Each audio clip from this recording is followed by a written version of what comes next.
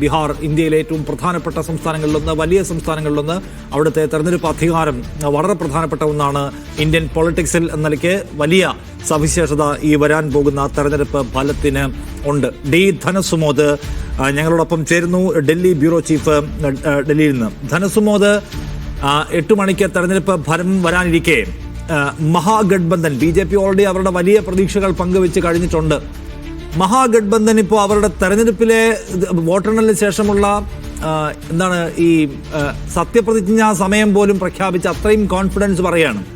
സാധാരണ നിലയ്ക്ക് എല്ലാവരും പറയുന്ന ഒരു കോൺഫിഡൻസ് പ്രഖ്യാപനമാണോ, അതോ അതിനപ്പുറത്തേക്ക് വളരെ പ്രായോഗിക സ്വഭാവമുള്ള ആത്മവിശ്വാസം ഈ ഇന്ത്യ സഖ്യം ഈ ഗഡ്ബന്ധൻ വെച്ച് പുലർത്തുന്നുണ്ടോ?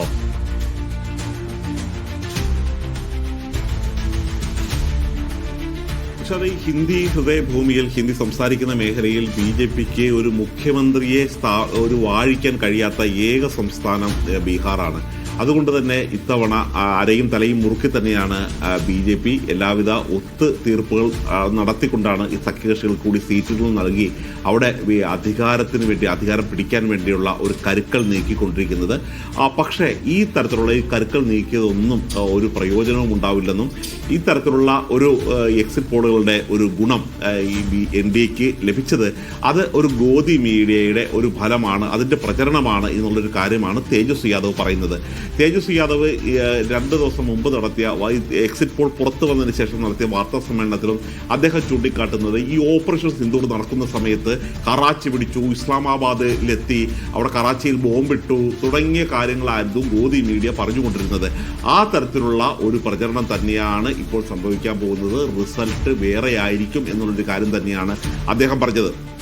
അപ്പോൾ ഗ്രൗണ്ടിൽ പോകുമ്പോൾ നമുക്ക് മനസ്സിലാക്കുന്ന ഒരു കാര്യം, ഈ തേജസ്വി യാദവ് പറയുന്നതുമായിട്ട് ചേർന്ന് നിൽക്കുന്ന ചില കാര്യങ്ങളുണ്ട് എന്നുള്ള കാര്യം മനസ്സിലാക്കാൻ പറ്റും. അതായത് ഇന്ത്യ സഖ്യത്തിലെ കോൺഗ്രസ് എത്ര സീറ്റ് നേടുന്നു എന്നുള്ളത് അനുസരിച്ചായിരിക്കും ഇതിൻ്റെ ഒരു പരാജയങ്ങളുടെ പ്രധാനപ്പെട്ട ഒരു ഘടകം വരുന്നത്. കാര്യം 62 സീറ്റാണ് കോൺഗ്രസിന് വേണ്ടി ഇപ്രാവശ്യം മാറ്റിവെച്ചിരിക്കുന്നത്. കഴിഞ്ഞ തവണ 70 സീറ്റ് നൽകിയതിൽ 19 സീറ്റിൽ മാത്രമായിരുന്നു കോൺഗ്രസിന് വിജയിക്കാൻ കഴിയുന്നത്. അന്ന് കോൺഗ്രസ് ഒരു 6 സീറ്റെങ്കിലും അല്ലെങ്കിൽ ഒരു 8 സീറ്റെങ്കിലും അധികം നേടിയിരുന്നെങ്കിൽ ചിത്രം വേറെ ആകുമായിരുന്നു. ഇന്ത്യ സഖ്യം അധികാരത്തിൽ വരുമായിരുന്നു, RJD മുഖ്യമന്ത്രി തന്നെ ഉണ്ടാകുമായിരുന്നു. പക്ഷേ കോൺഗ്രസിന് ആ തരത്തിലുള്ള ഒരു വോട്ട് നേടാൻ കഴിഞ്ഞില്ല. ഇവർ കോൺഗ്രസ് ധാരാളം സീറ്റ് വാങ്ങുമെങ്കിൽ പോലും അവിടെയൊന്നും കൃത്യമായിട്ട് മത്സരിക്കാനുള്ള സ്ഥാനാർത്ഥികളെ പോലും ഇല്ലായിരുന്നു എന്നുള്ളൊരു കാര്യമാണ് പിന്നീട് ഈ പുറത്തു വന്നപ്പോൾ വിവരങ്ങളെല്ലാം മനസ്സിലാകുന്നത്. അതുകൊണ്ട് പക്ഷേ ഇത്തവണ കോൺഗ്രസ് വളരെ ശക്തമായി തന്നെ ഒരു പഠനം നടത്തി. നേരത്തെ തന്നെ ബീഹാറിന് ഒരു ചുമതല നേതാവിനെ കൊടുത്തു. രാഹുൽ ഗാന്ധി നേരിട്ടെത്തി ഈ വോട്ട് ചോരി യാത്രകൾ സംഘടിപ്പിച്ചു. അങ്ങനെ ഒരു കോൺഗ്രസിന് ഇതുവരെ ബീഹാറിൽ ഇല്ലാത്ത തരത്തിലുള്ള പുതിയ ഒരു ജീവൻ കൊടുത്തിട്ടാണ് കോൺഗ്രസ് മത്സരിക്കാൻ ഇറങ്ങിയിരിക്കുന്നത്. മാത്രമല്ല, ഈ ഹൈഡ്രജൻ ബോംബ് പൊട്ടിച്ചിരിക്കുന്നത് 1ാം ഘട്ട വോട്ടെടുപ്പിന്റെ തലേ ദിവസമായിരുന്നു. അതുകൊണ്ട് ഇതിന്റെ ഒരു ഗുണം തങ്ങൾക്ക് കിട്ടും എന്നുള്ള ഒരു കണക്കുകൂട്ടലാണ് കോൺഗ്രസിനുള്ളത്. അതുകൊണ്ട് പ്രധാനപ്പെട്ട ഒരു ഘടകം കോൺഗ്രസ് ആണ്. കോൺഗ്രസിന്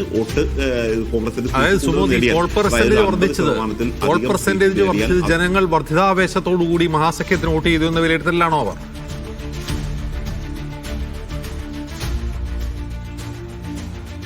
ഈ പോൾ പെർസെൻറ്റേജ് വർദ്ധിച്ചത് വലിയ ഒരു പോസിറ്റീവ് ഘടകമായിട്ട് തന്നെയാണ് RJD കണക്ക് കൂട്ടുന്നത്. കാര്യം ഈ വോട്ട് നമ്മളെടുത്ത് നോക്കുകയാണെങ്കിൽ ഇതിൽ 1959 ഈ വോട്ടിംഗ് പ്രക്രിയ ആരംഭിച്ചതിന് ശേഷം നടന്ന ഏറ്റവും വലിയ പോളിംഗ് ആണ് ബീഹാർ നിയമസഭയിൽ നടന്നിരിക്കുന്നത്.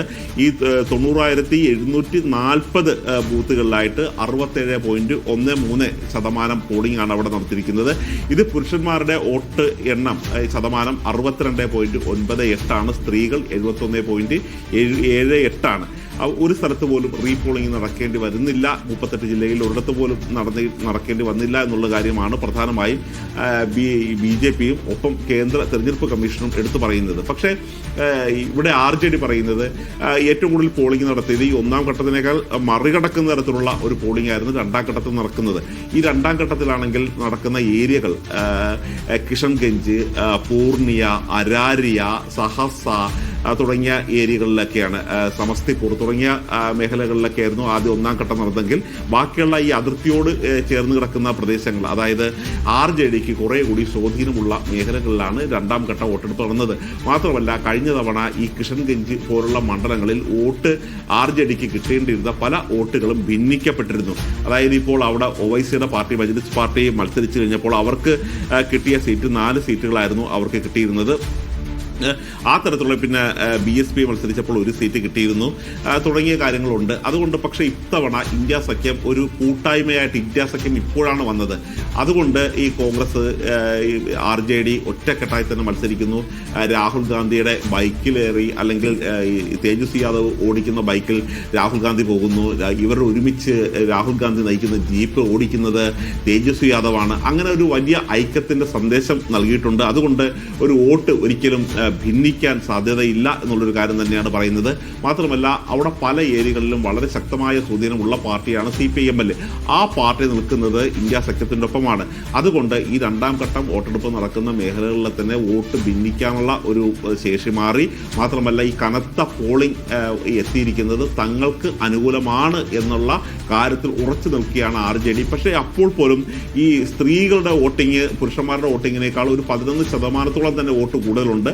ഇത് അക്കൗണ്ടിലേക്ക് പൈസ ഇവർ തുക ഇട്ടുകൊടുത്തതിൻ്റെ ഒരു ഗുണം, ഒരു നന്ദി പ്രകടിപ്പിക്കാൻ വേണ്ടി സ്ത്രീകൾ നേരിട്ടെത്തി വോട്ട് ചെയ്തുകൊണ്ടാണ് ഇത്രയും വോട്ടിംഗ് പോളിംഗ് ശതമാനം ഉയർന്നത്. അതുകൊണ്ട് തങ്ങൾക്ക് അനുകൂലമാകുമെന്നാണ് BJP പറയുന്നത്. പക്ഷേ ഈ അതിർത്തികളിലെ വോട്ടിംഗ്, ന്യൂനപക്ഷ മേഖലകളിലെ വോട്ടിംഗ്, മഹാദലിത് വിഭാഗത്തിലെ വോട്ടിംഗ്, യാദവ് വിഭാഗത്തിലെ വോട്ടിംഗ് വലിയ തരത്തിൽ കുതിച്ചുയർന്നിട്ടുണ്ട്. ഇത് തങ്ങൾക്ക് അനുകൂലമായിരിക്കും എന്നുള്ള ഒരു 100% ഉറപ്പിൽ തന്നെയാണ് തേജസ്വി യാദവ് നിൽക്കുന്നത്.